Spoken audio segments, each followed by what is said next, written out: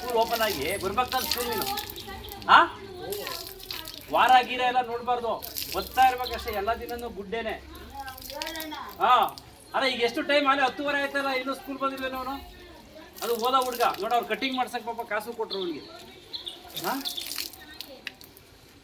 Ready ತಲೆ ಇದು soap ಹಾಕ್ತೇನೋ ಕೊಡಿ, ಸೋಪ್ ಹಾಕ ಫಸ್ಟ್, ಸೋಪ್ ಹಾಕ ಸೋಪ್ ಚೆನ್ನಾಗಿ ಶೈನಿಂಗ್ ಸ್ಟಾರ್ ಇದೆ. ಯಾರು ಹಿಂಗೆ ಹೇಳ್ಕೊಡ್ತಾರೆ ನಮ್ಗೆ ಈ ಥರ ಯಾರು ಅವಾಗ ಹೇಳಿದ್ರೆ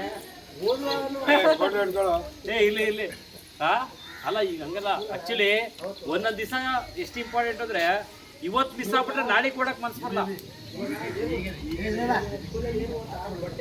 ಅದನ್ನ ಒಂದೊಂದು ದಿವಸ ಎಷ್ಟು ಇಂಪಾರ್ಟೆಂಟ್ ಅಂದ್ರೆ, ಇವತ್ತು ಮಿಸ್ ಆದ್ರೆ ನಾಳೆ ಸ್ಕೂಲ್ ಹೋಗಕ್ ಮನ್ಸು ಬರಲ್ಲ.